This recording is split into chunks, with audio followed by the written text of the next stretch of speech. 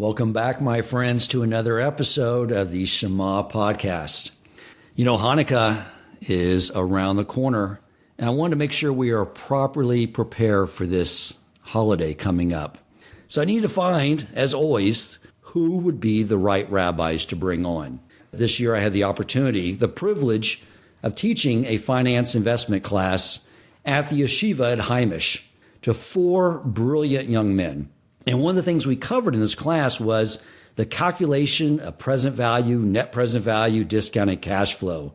And as these young men were taking the test, which, by the way, they all aced, I was beginning to think about their present value calculation from the perspective of the Almighty, just looking at the trajectory these young men are on, their dedication to Torah study, their enthusiasm for their Yiddishkeit.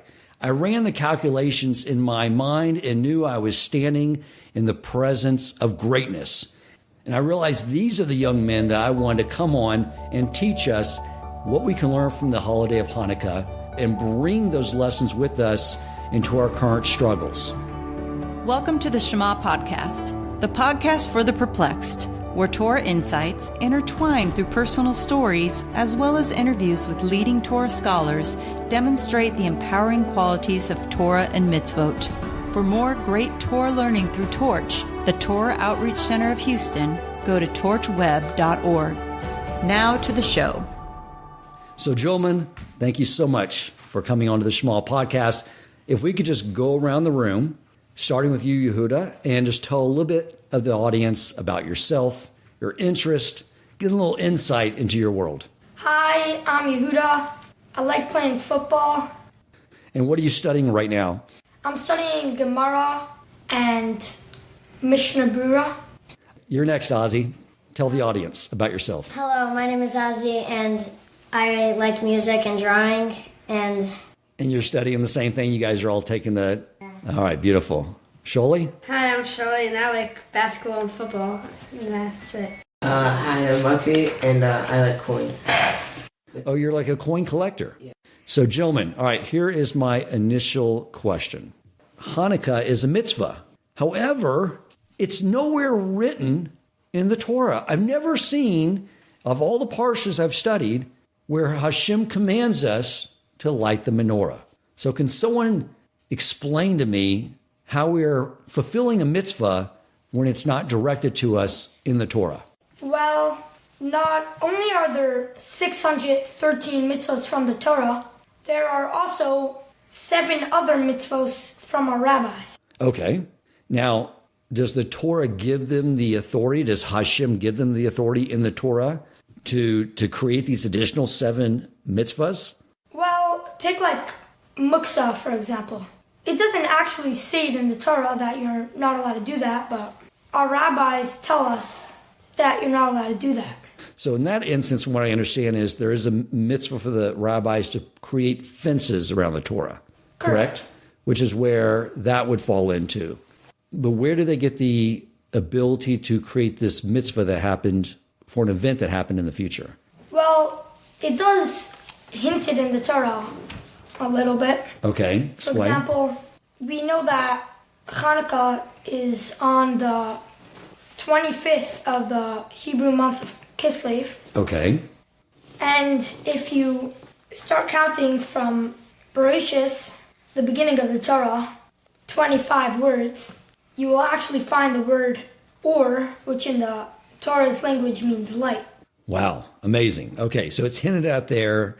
The Almighty did give the sages the ability to add 7 mitzvos when they knew the time would be right. And one of those, since obviously at that point in time, the events of Hanukkah, the Almighty knew would come, right? Because he's outside of time. He knew when the time is right, you'll know when to create this mitzvah for the Jewish people. Is that correct? Okay, fantastic. So let's bring some more backstory. I sort of summarized it, trying to bring the context and the fact that this is a battle that we fight year in and year out, which is why the Almighty wants us to observe it and learn from it.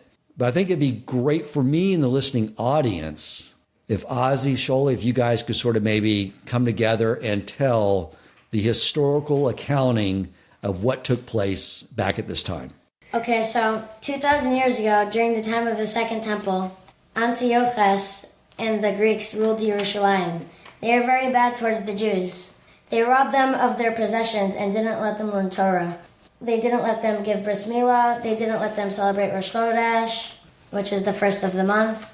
Because if they couldn't keep Rosh Chodesh, then they can't celebrate the holidays because they don't have any concept of time. They didn't let them have doors because they wanted them to be exposed to society, which would slowly demoralize them. They even sacrificed a pig in the Holy Temple to make a disgrace. The Jews would have to secretly learn Torah, and when the Greeks would check on them, they would take out their dreidels and act like they were playing with them. Matisyahu decided that the Jews can't live like this anymore. He took his son Yehuda al-Maccabee, and they made a plan, so they went around collecting Jews for their army, the Maccabees. They had no weapons or armor. They stood no chance against the Greeks, but they had faith in God.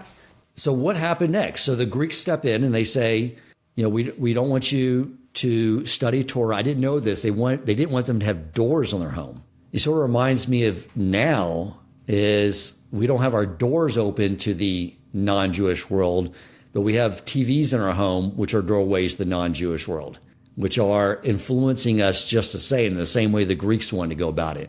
So what happens? So they assemble an army. Yeah. What happens next? Antiochus sent an army of men to wipe out the Maccabees, but they were defeated. So he sent an even stronger army of men, but they were also defeated. So he sent an army of 40,000 men to kill them. So they hid in the mountains to buy time to pray to Hashem. After a series of battles, they won. Also, during the war, Yehudis, the daughter of a priest, was assigned to marry the Greek general, which would prohibit her from marrying anyone else. So she gave him cheese to make him thirsty and heavy milk to make him tired. After he fell asleep, she cut his head off and went through the kingdom with the general's head on a sword, and the Greeks trembled in fear.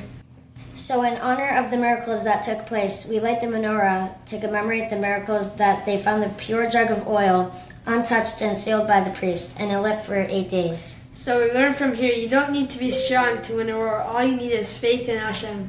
And some cheese and some wine. Yep. All right. Milk. So that is an insane miracle, because what was the size of the Jewish army versus the Greek army? Like in relationship, do you know? Big difference. Our army was just a bunch of wimpy Talmidei Chachamim. What's the takeaway message there? That you don't need to be big and tough. If you don't have faith in Hashem and you don't trust Hashem that will help you, then you have no chance. And just the opposite if you do have trust in Hashem, correct? All right, beautiful. So I have a question for each of you. Why are we lighting the menorah for 8 nights when there was really only a miracle for 7 nights? The oil burning for 1 day was not a miracle by itself. That happens all the time. So why do we celebrate it for 8 nights? I'd love to start with you, Muddy, and go around the room and have everyone sort of explain that to me. So one of the answers is that the oil only used 1/8 of the actual amount that it should have used. So that's why even the first day was still a miracle that it didn't use all of the oil. That makes total sense. I never thought about that. Shola, do you have an answer? So it was 7 days, but it was also a miracle of finding the oil, so we add another day to make it 8 days. Okay, perfect. Ozzy, you got an answer for us? We celebrate 8 days because 7 is the number of nature and connects to all different types of things in nature. For example, 7 days of the week, 7 layers of skin, 7 musical notes, a bunch of other stuff.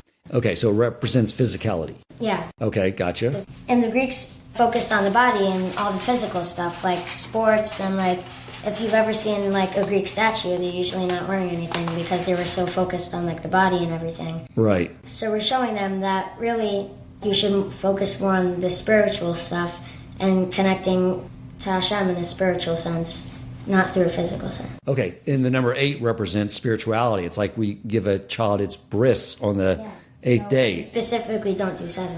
We specifically go over 7 because we don't want to bring that message. Amazing. Wonderful. Yehuda, you have an answer?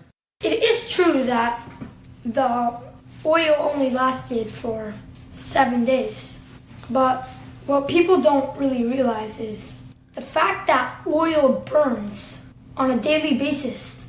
That itself is a miracle. People just take it as granted, but really, that Hashem is letting you do that too. Beautiful. All right, that's great. That cleared up a really big question for me. So now let's get into what are the actual mitzvos of Hanukkah? Is it eating latkes, getting presents? What exactly is the requirements in order to fulfill this mitzvah? Muddy, can you answer this for us? So there are three main mitzvahs of Hanukkah. One is to light candles for 8 days outside your home. One is to say Hallel, and another is to say Al Nisim in davening. Okay, so explain what Hallel is, because it's something that was new to me until I moved here in this community. The mitzvah to say Hallel is to celebrate and praise Hashem that we got back the Beis HaMikdash and the miracle of winning the war against a way stronger nation. Okay, great. So it's just some set prayers to put it in the forefront of our mind, to praise Hashem, thank Hashem. Okay. And explain the other prayers you mentioned. So you say Al Nisim in the middle of the 18 blessings, and also when you bench and you bless Hashem after eating. You say it to thank Hashem for the miracles that He did for us. Okay, so just 3 different areas, either when we're benching in the middle of our davening, or at the end where we're inserting these additional prayers to show our appreciation, gratitude, and thanks to the Almighty. All right, fantastic. So how does someone, lighting a menorah, I always get confused. We always get this big debate here. Put them in left to right or right to left. Which way do we light them? I always need my memory refreshed, and just in case anyone out there in the listening audience or maybe as forgetful as I am, can you tell us what is the way to do it? We're staring at our menorah. How do we put the candles in, and which direction do we light them? So you put the candles in from right to left, and every day you add one. But when you light the newest one first. So you light it from left to right, but you put them in. You start from right to left. And why is that? Because we as Jews start from right to left, but when we light from left to right, so we go up in Kedusha, because right is Kedusha, so you go from left to right to go up in Kedusha.